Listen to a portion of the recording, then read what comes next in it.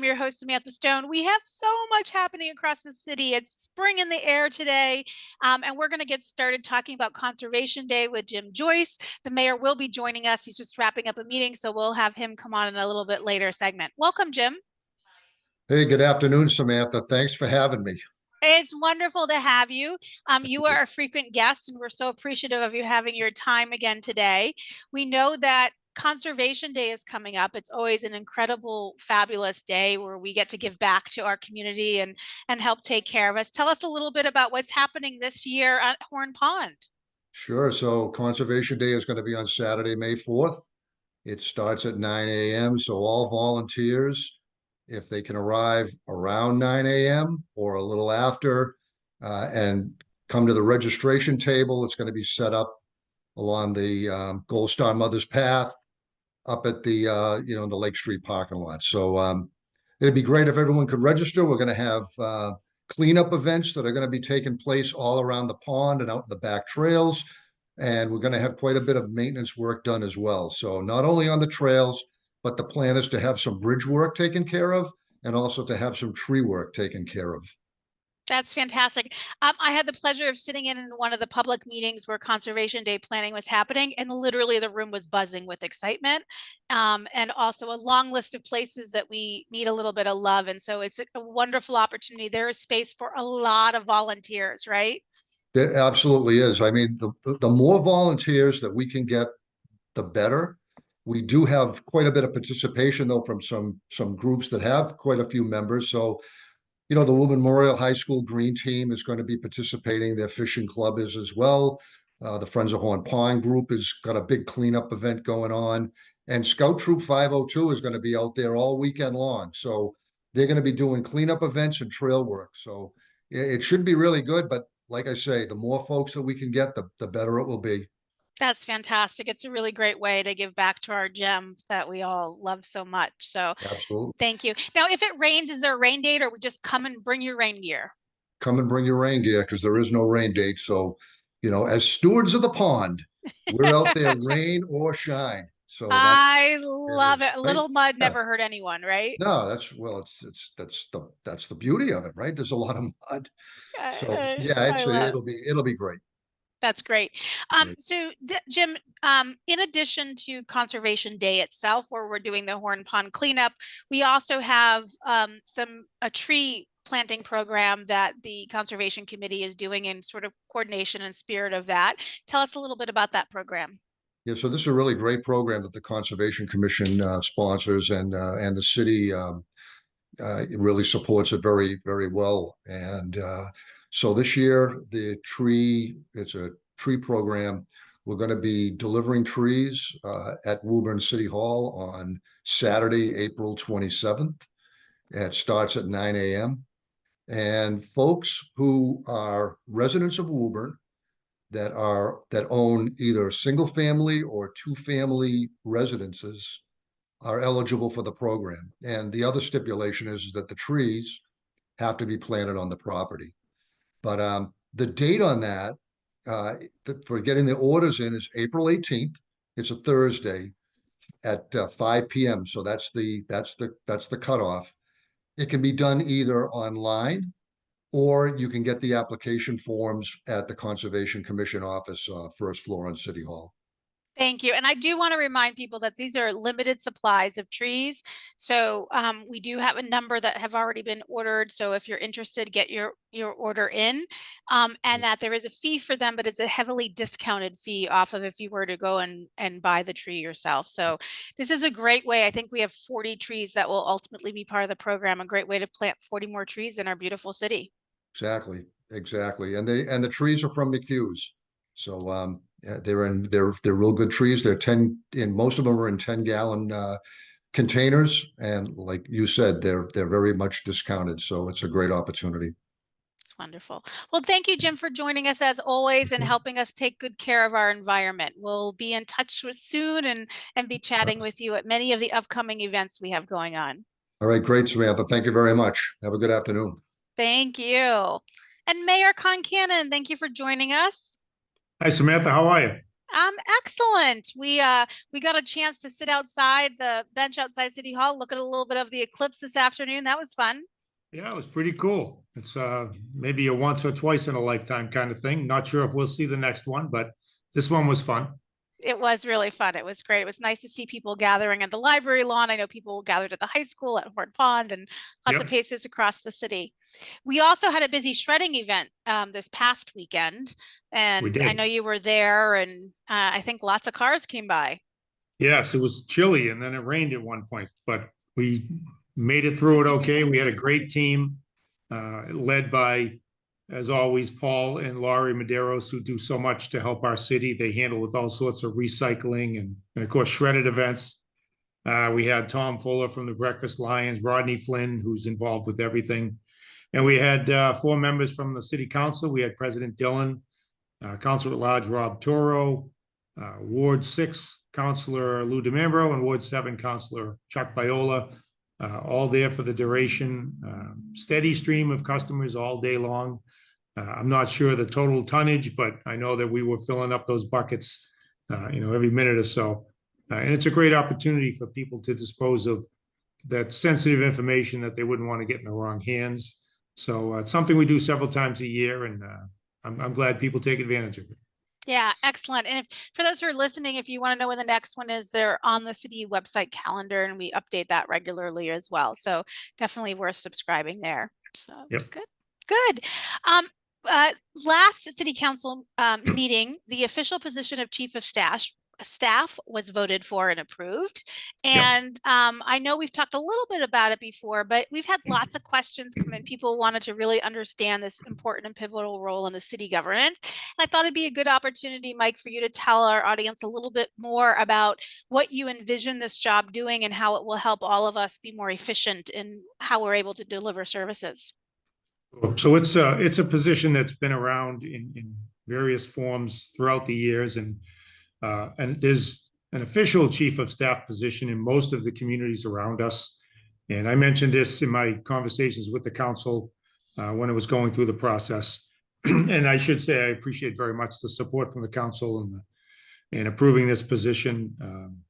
My point to them was that in my interactions with the mayor's office over the years while I was on the council, as well as my candid conversations with Scott, Mayor Galvin, during the transition, and in my interactions as I was getting up to speed to assume the office in January, I met with almost every mayor in group settings, obviously, across the state. And I learned that in their opinions, this is a critical position. My gut told me that all along, that something like this in this office would help a lot to facilitate, the projects and the meetings and just moving things along. There's a whole lot of issues and projects and information that comes through the mayor's office. And it's the goal to be efficient and effective and close these things out and not have issues lingering because we can't get to them. So as I explained to the council, and based on what I had learned through all those conversations, I felt this type of position was necessary and that they should view it as a facilitator type of position. And I assured them this job and this person would not get in between the mayor's office and the council, or the mayor's office and the department heads. It's not a buffer. It's not a pass-through. It's not a gatekeeper. It's a facilitator to help us move things along, because what we're learning, and I knew this from prior experience, but what was confirmed in the last 3 months is that all these issues need some prep work, and then they need some resolution after the various meetings to get them over the goal line. So that's essentially what this job will do. I expect this person will be involved in meetings, will be aware of all the pending issues, and we will work to find opportunities where this position can get the ball over the goal line. I envision them interacting with department heads, with the school committee, council members, outside members of the community who are looking for assistance and trying to get issues addressed, but not in place of, a direct relationship between those folks in the mayor's office. This will allow me to strengthen my own relationships with the various entities so that I can get things done. So I view this as a positive. I'm glad that the council agreed with me. Again, every mayor in Massachusetts agrees with me. And Mayor Galvin also felt that this was an important role to have in city government. So we got the approval last week. I had been meeting with a couple of different candidates, I guess you'd say, but until we had the council support, any decisions or selections would have been premature. But I had been discussing and meeting and preparing. So when I got the approval, I was able to make a fairly quick decision on who I wanted in the role. And as you know, I have selected former school committee chair, Chris Kissel, who is a friend, who's been an ally, who someone obviously in a position like this, you want to have trust in a relationship built in. I have that with Chris. And again, he brings quite a resume to this position. As I said, he was an 18-year school committee member, twice the chairman. He's been a business owner in Woburn for more than 35 years. He's currently the executive director of the Woburn Chamber of Commerce, and anyone who's followed that in the last 4 or 5 years has seen the growth and the positive impact Chris has had in that organization. He brought it from the WBA, which was a good organization in town, and was involved in many things, but I think he has brought it to the next level. And my hope is that those types of organizational skills and relationship skills and just the ability to get things over the goal line, he can bring to this position to help make our office in our city government that much more successful. So I appreciate the support of the council. We found the person to do the job. We expect he will hit the ground running. And the measurement of success will be whether things are more efficient, more effective, shorter times for projects to linger before resolved. So I'm pretty excited to have it on board, and I'm grateful for the support. Yeah, thank you for that. I'm sure that's helpful for folks who are following along and learning, and I'm sure people will have an opportunity to come in and say hello to Chris, and if they haven't met him, or just catch up with him if they have. So I'm glad to have another resource on the team. Yes. The other thing I wanted to chat with you about, there's been some media coverage that talked about there was a mold issue with one of the shelters that was housing migrant families for the state in Brighton. They had to temporarily close that for safety and health reasons. And not everyone from there, but a portion of that community is temporarily in Woburn while they do the mold mediation, I guess is what they call it, so that they can move back to Brighton. And we've had a few phone calls come in about that. So I thought it was a good chance to just catch people up about how long they'll be here and what's happening.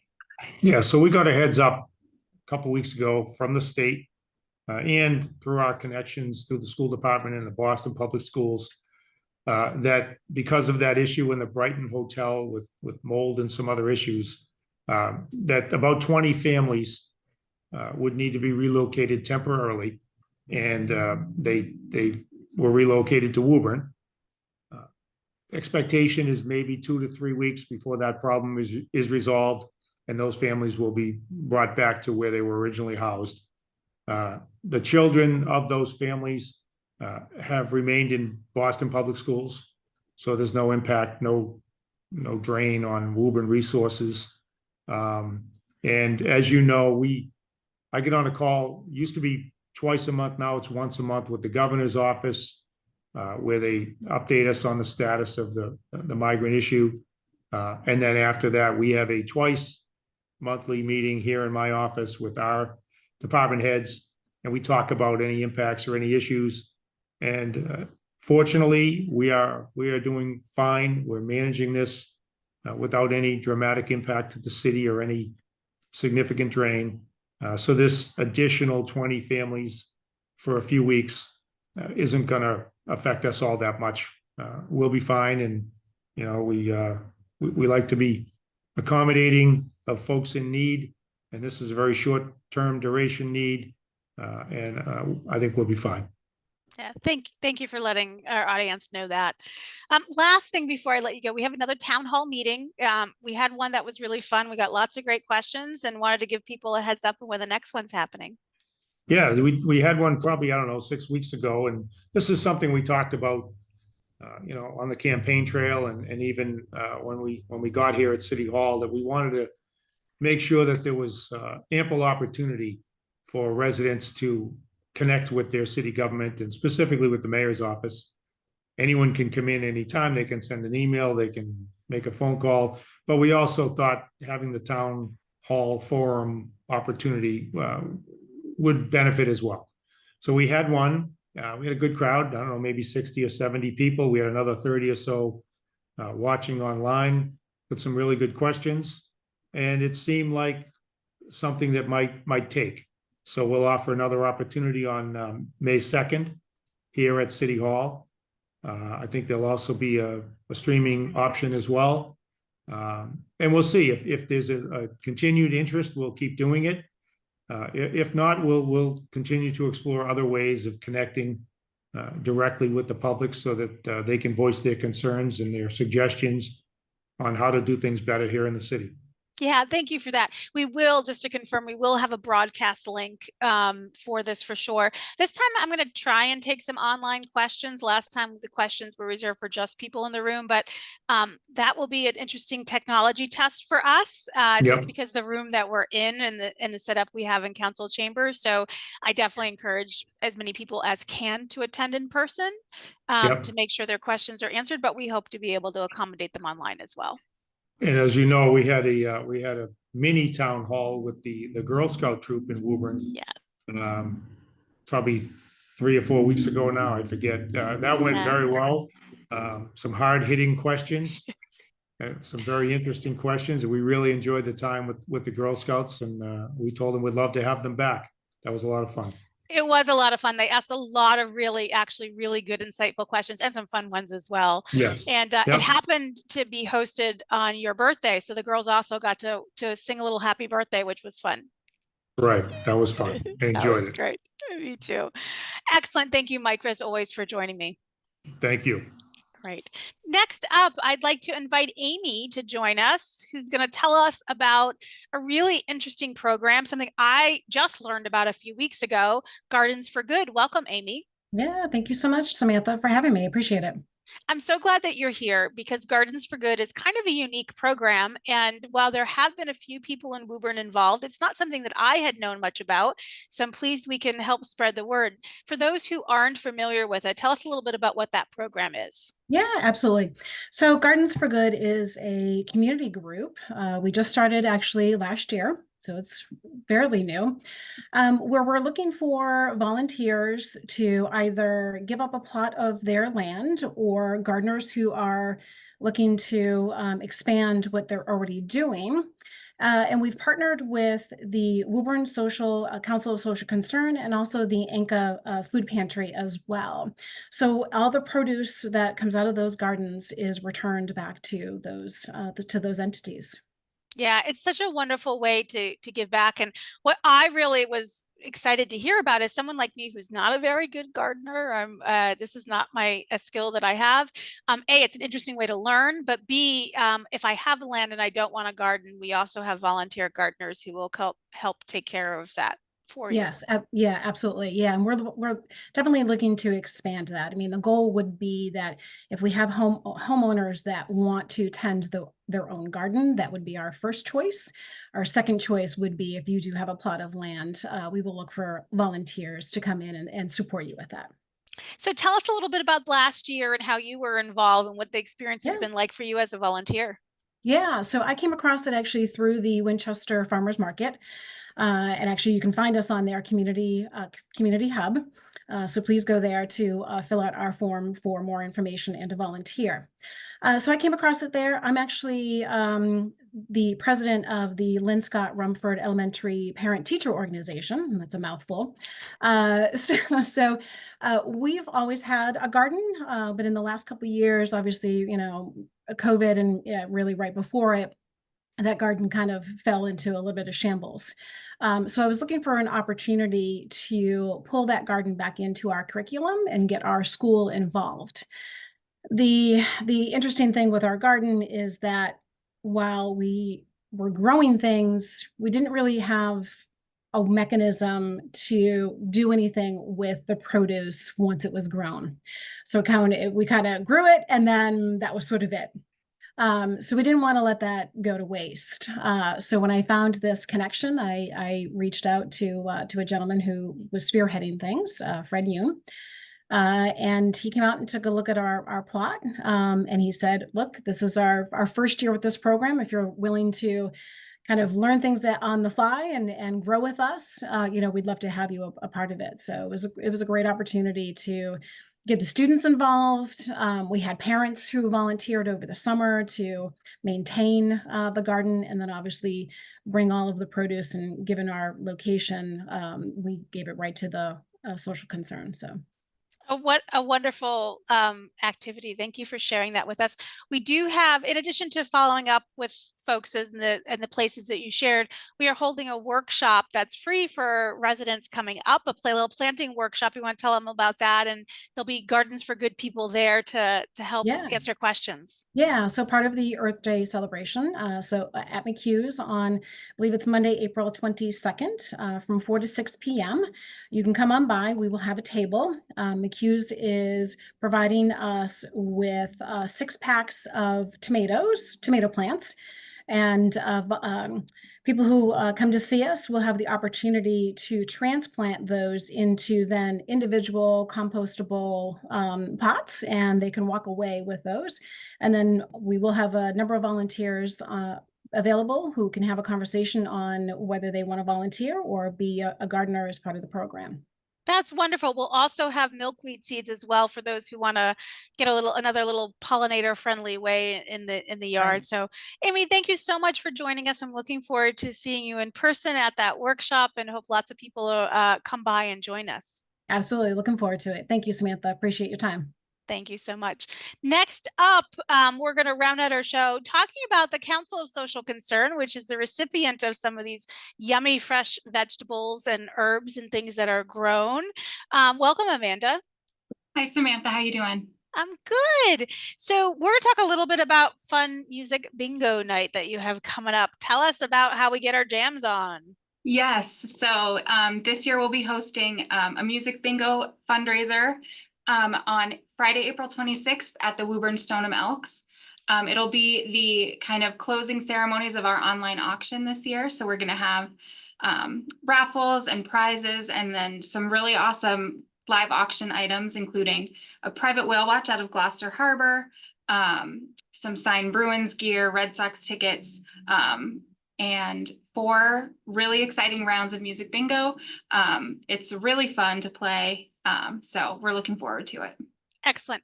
I have never played music bingo. So for someone like me, how does it work? How well do I have to know music? Well, hopefully people at your table know music. So each round has a theme, like 80s, 90s. Fun. And you get a bingo card with song titles on them. And then the DJ plays a snippet of the song. And once you know it, you cross it off. And the first one to get bingo wins. Oh, that's really fun. When I was going through my chemotherapy infusions, my dad came with me one time to keep me company because I had a lot of little nervous energy. I don't sit still so well. So Dad hung out with me, and one of the things he brought with him was this little trivia deck of cards, and in it was a bunch of songs from the 80s. It was all an 80s theme, and I found myself like humming and singing what I thought was super quietly all the songs. I maybe wasn't as quiet as I thought. Not that I can carry a tune, but my neighbors who were in their own infusion chairs said that they were getting a little kick out of it and a little smile. Yeah, so. well, then all the songs are in their heads now too. Exactly. So that sounds super fun. Now, do people buy tickets ahead of time? Where can they do that? Yes, you can buy the tickets on our website. It's $25 a person, and it includes dinner and music bingo. There is a discount if you buy a table for 10. And we are, we're about halfway sold out right now, so we'd love to get all the way there. That's wonderful. And remind us about the good work and where these funds are used, all the money that's raised. Yes, so everything raised at this event and through our online auction, which actually starts this Thursday. So everyone will be getting, well, if you're on our mailing list, you'll get a notification about that. Everything goes to the work we do in the community. So our food pantry, our subsidized childcare, and our information and referral services. So it all goes right back into the community, and it's a great way to help our neighbors. I love it. That sounds like a super fun night, Amanda. Thank you for joining us and talking about that. Before I wrap up, I just want to let folks know that for the next 2 weeks, we're going to have sort of an unusual show schedule because we usually tape these on Mondays, and Monday is a holiday next week. We won't be having a regular show. However, we are taping a very special episode, deep dive into First Church, which for those of you who don't know is right next to City Hall and played an instrumental role in actually the founding of Woburn. So I'm really excited to learn more about the church and its role it has in our history. So that will be an episode that will air either next week or the week after. And because of the Earth Week activities and programs that we have running the week of the 22nd, we won't have a normal show, but we'll have the first church episode will be there. But I wanted to let you know so you don't worry, and promise we'll be right back after that. And as always, Woburn, please continue to take good care of each other.